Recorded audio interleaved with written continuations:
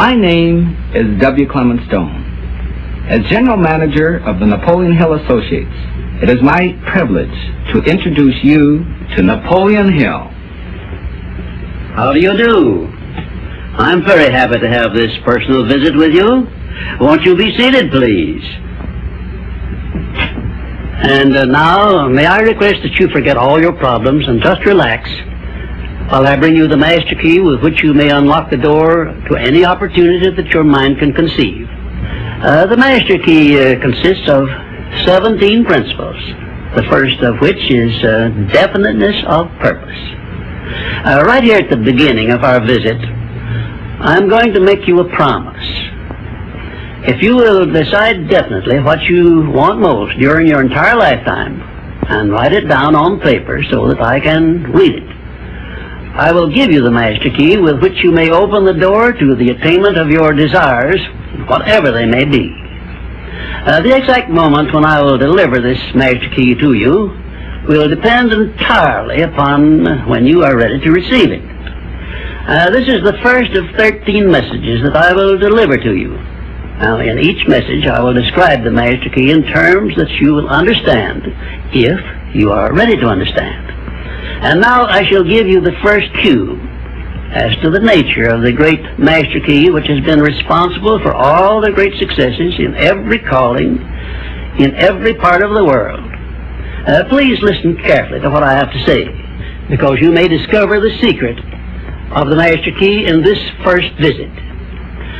You may get your first cue as to the nature of the great master key when I tell you that psychologists have discovered a natural law which is the very foundation of all personal successes. And I can describe it to you in one short sentence so you can understand it. Whatever the mind can conceive and believe, the mind can achieve. Isn't that a profound statement?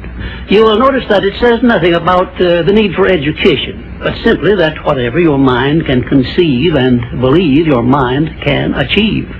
Now, if you want evidence that the mind can achieve whatever the mind can conceive without the benefit of formal education, you only have to remember that Thomas A. Edison conceived the idea of becoming an inventor and lived to become the world's greatest scientist in the field of invention, with only 3 months of common school education. When I first heard Andrew Carnegie describe this natural law, which makes it possible for you and I and everyone else to write his own price tag in life and attain it, I became so enthused over it that I began to search for the power back of it, and my curiosity led me finally to the discovery of the master key, which I shall reveal to you if you are ready to receive it. My search led me to the study of the spiritual forces with which all of us are blessed.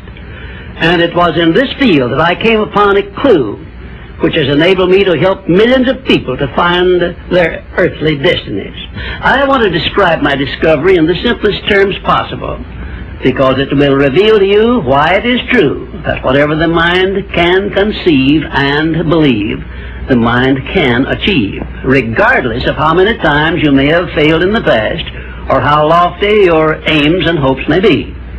I caught my first fleeting glimpse of the profound law which provides the means by which we may choose our own purpose in life and attain it, while I was being coached by Andrew Carnegie during the organization of the Science of Success philosophy. I had just finished telling Mr. Carnegie that I feared he had chosen the wrong person to give the world the first practical philosophy of personal success because of my youth, my lack of education, and my lack of finances. Well, at this point, Mr. Carnegie delivered a lecture that I shall never forget, because it changed my entire life and paved the way for my helping to change the lives of millions of people, some of them not yet born. Let me call your attention to a great power which is under your control, said Mr. Carnegie, a power which is greater than poverty, greater than the lack of education, greater than all of your fears and superstitions combined. It is the power to take possession of your own mind and direct it to whatever ends you may desire. This profound power, Mr. Carnegie continued, is the gift of the Creator, and it must have been considered the greatest of all of his gifts to man, because it is the only thing over which man has the complete and unchallengeable right of control and direction. When you speak of your poverty and lack of education, Mr. Carnegie explained, you are simply directing your mind power to attract these undesirable circumstances, because it is true that whatever your mind feeds upon, your mind attracts to you.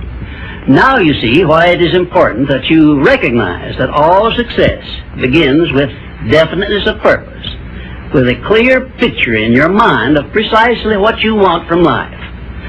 Then Mr. Carnegie continued his speech with a description of a great universal truth which made such an impact upon my mind that I began then and there to give myself a new outlook on life, and set up for myself a goal so far above my previous achievements that it shocked my friends and relatives when they heard about it.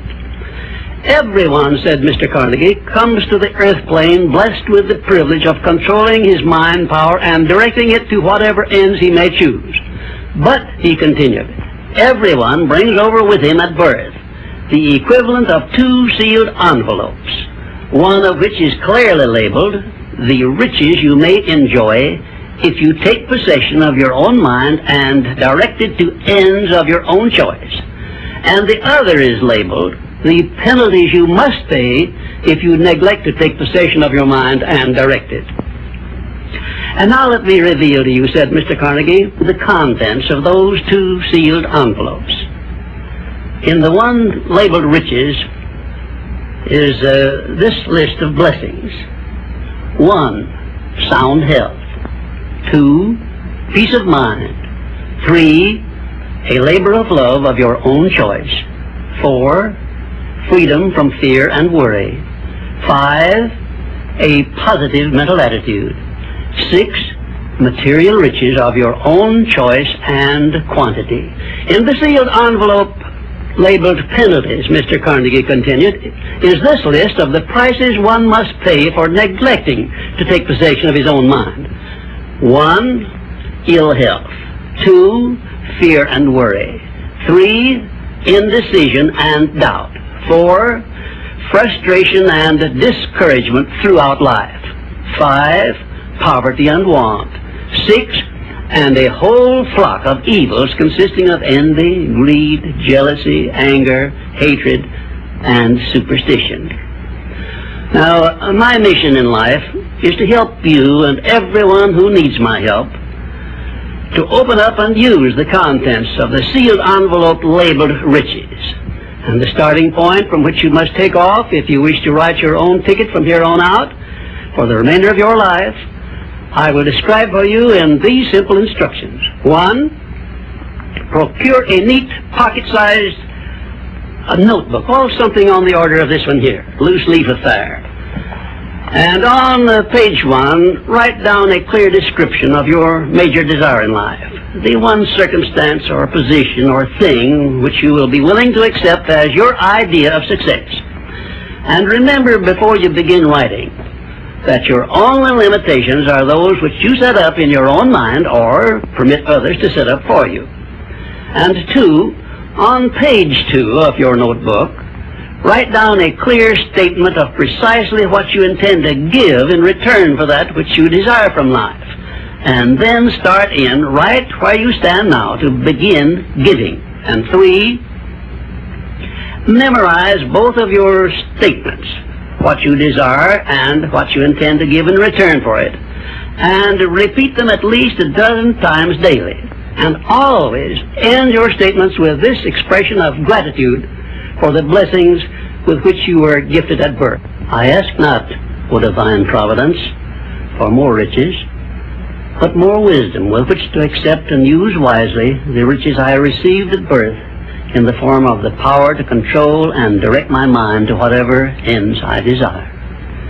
If you are not too successful or self-satisfied to accept and express this profound prayer, if you accept it and express it in the same spirit of humble sincerity in which I pass it on to you, a new and a better world will reveal itself to you. A world in which you will see reflected the circumstances and the things which you yourself have created. In my next visit, I will give you a description of the second principle of success, through the application of which you may make use of the education and experience of other people, and get the necessary help you may need in attaining your definite major purpose in life. And now let me close this, our first visit, with my favorite expression of gratitude. O divine providence, I ask not for more riches, but more wisdom with which to make wiser use of the riches you gave me at birth, consisting in the power to control and direct my own mind to whatever ends I desire.